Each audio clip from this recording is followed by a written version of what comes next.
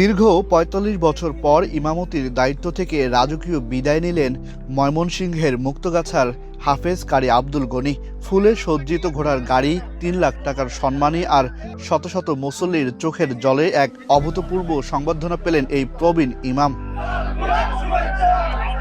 ১৯৮০ সাল থেকে টানা ৪৫ বছর মুক্তাগাছার আটানীবাজার জামে মসজিদের ইমাম ও খতিব হিসেবে দায়িত্ব পালন করেছেন হাফেজ কারি আব্দুল গনি। বার্ধক্যজনিত কারণে সম্প্রতি তিনি অবসরের সিদ্ধান্ত নিলে এলাকাবাসী তার সম্মানে আয়োজন করে এক ব্যতিক্রমী বিদায় অনুষ্ঠান।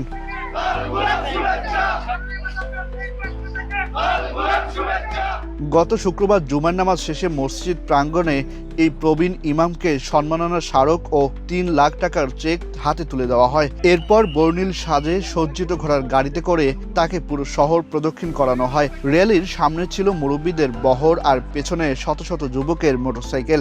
এ সময় আল্লাহু আকবার ধ্বনিতে মুখরিত হয়ে ওঠে রাজপথ। বিদায় বেলায় প্রিয় ইমামকে হারিয়ে আবেগাপ্লুত হয়ে পড়েন এলাকাবাসী।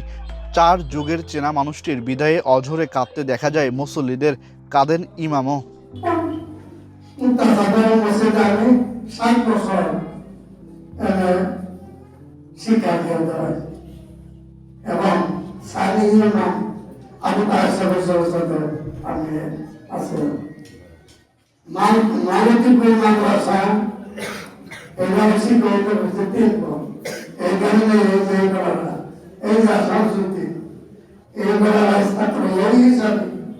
আমি ওই মাদ্রাসায় শিক্ষা করি।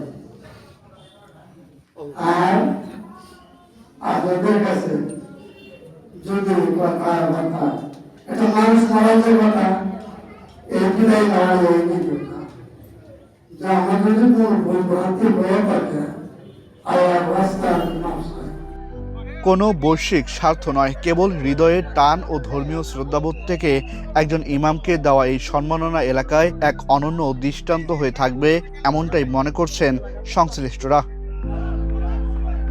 আহসান সাকিব, বাংলা নিউজ 24।